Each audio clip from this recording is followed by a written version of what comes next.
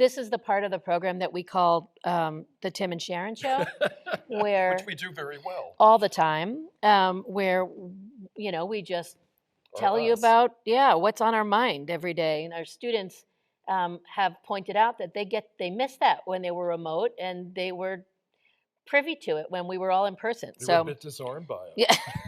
Our degree of familiarity. To be honest, so am I sometimes, the topics that come up. But I'm very pleased to announce the next two programs that we're announcing here are both very Emerson-based. Yes. They are both will involve getting the college involved in some very, very important work. And so I am very pleased to introduce Nathan Manaker from Common Ground Initiative.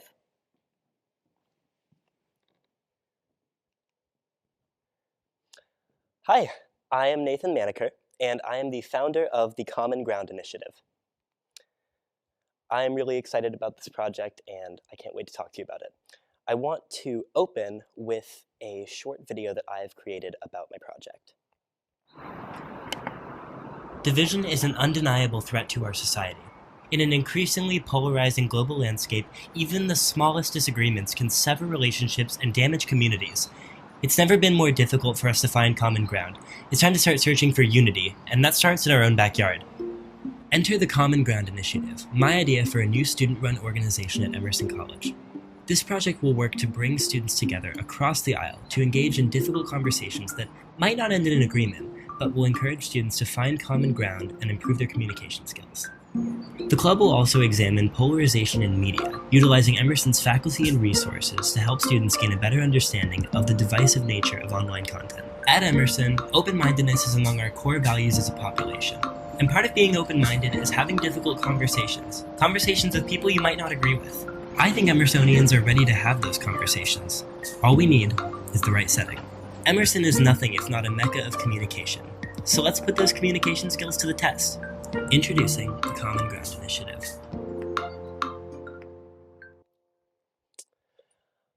Now I want to start by talking to you a little bit about why I feel so connected to this project and why it's important to me. I grew up gay and Jewish in a small town in rural Maine. And as you can imagine, I was faced with a lot of conversations with people who I didn't agree with, conversations with people who didn't agree with me. And I realized over time that even though I felt really alone, part of it was because I was going into these conversations already closed off to hearing what anyone else had to say. I only cared about my own point of view, and I didn't want to hear anyone else out. And I realized that I think that's really preventing us from making progress, not only in rural Maine, but in the world at large. And that's where the Common Ground Initiative was born. So how this club is going to look, it's going to be advised and mediated by a member of the Emerson faculty. I think it's going to be paramount to have somebody in the room that's able to mediate the discussion and keep everyone level-headed and make sure it goes smoothly. I want to have a different topic discussed at each meeting, and it'll depend on what's in the news, what people are most concerned about.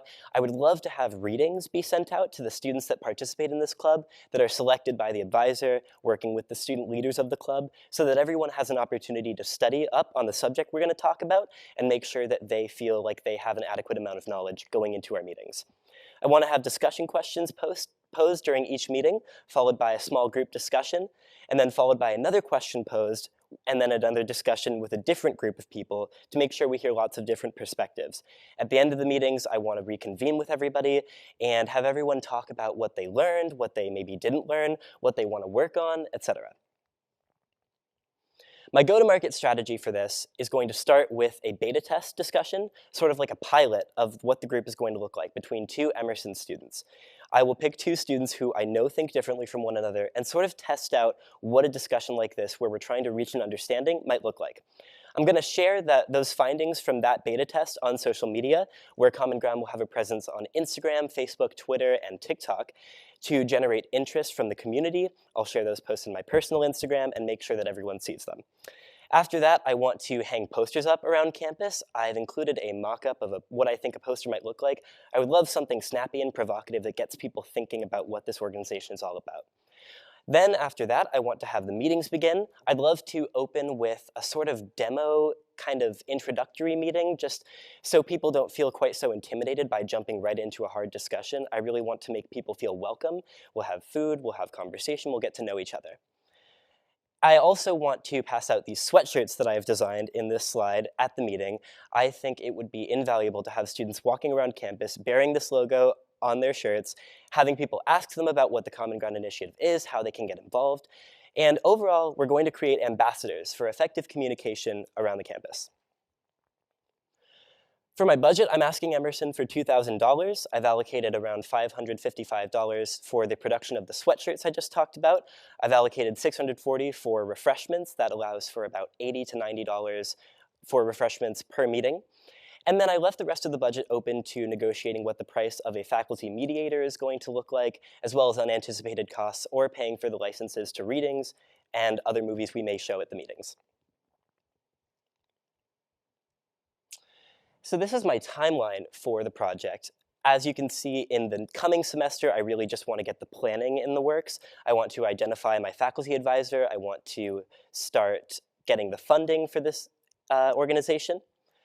And then moving into the summer, I want to start generating buzz on social media about the Common Ground Initiative, as I talked about. I would love to have posters go up around campus right before we all get back to campus so that everyone comes back and they see what this is, which brings us to fall 2022 semester where we will have our first meeting.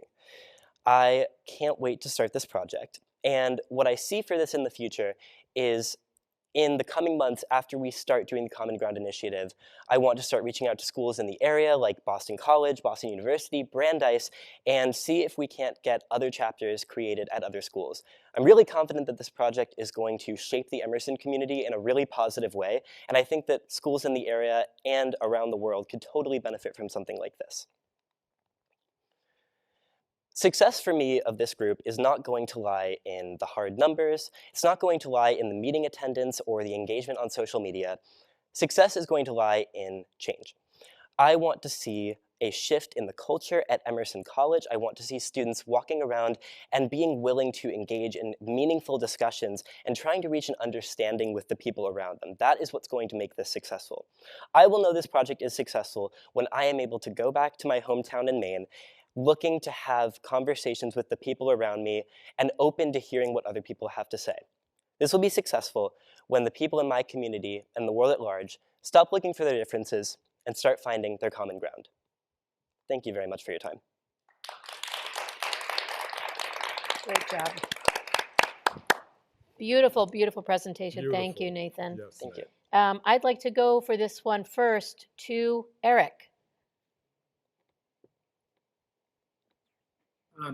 Thanks, Sharon. Thanks to you and Tim for having me and getting a chance to speak to the students earlier this week as well. Nathan, that was awesome, as was Leah's really great, super exciting idea that is so relevant to Emerson College, but to colleges and people all across the country and all across the world. I had a couple thoughts and questions. One is around the use of one professor.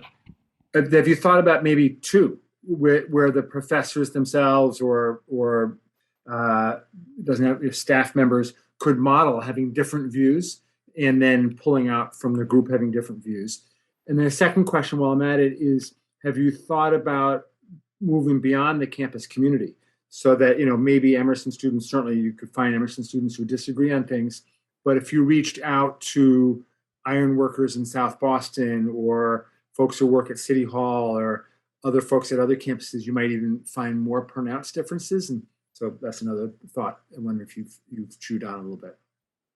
Yeah, thank you for those questions and ideas. I haven't thought about having more than one professor, but absolutely, I think that would work amazingly well. And as far as reaching outside of Emerson, I absolutely do want to do that. I think really what the goal of this is to have the Emerson students that participate in this program to be able to go out into the larger Boston community and have these conversations with people. So I think there will definitely, if nothing else, there will be a focus on starting conversations with people that aren't just students after participating in this. I think you probably know some of these organizations, but there's a lot of organizations that have started on one college campus and spread. So that's exciting. I think there's some models you can build from. And I also think colleges are under a lot of pressure to show that they're not only one political point of view. So to the extent you can show that there's actually diversity of opinion on a campus, that will be well received. So good luck with this. I and others, I'm sure, are excited to help support you. Thank you very much. Thank you, Eric. Let's hear from Brent, someone from Emerson who can actually speak to it. All right. Excellent presentation. This is not your idea, but I would love to send you to Congress. I'm just saying. They couldn't handle me. I mean, yeah, I know. That's why I did. But what I appreciate in particular about what you've had to present to us is you began with your own story, and you mentioned perhaps one of your own shortcomings. So that made it very human for me, and it makes it immediately relatable, right? And I think everyone, being honest, can say that we've all been just where you have been. And we all know we need to do better. And what I love about your concept is it has to involve other people. There's no improvement without involving others. And it just speaks to, the beginnings of Emerson's foundation, right? In terms of engaging with other people, right, as communicators. I also really like how you define what success would look like, how you describe it, right?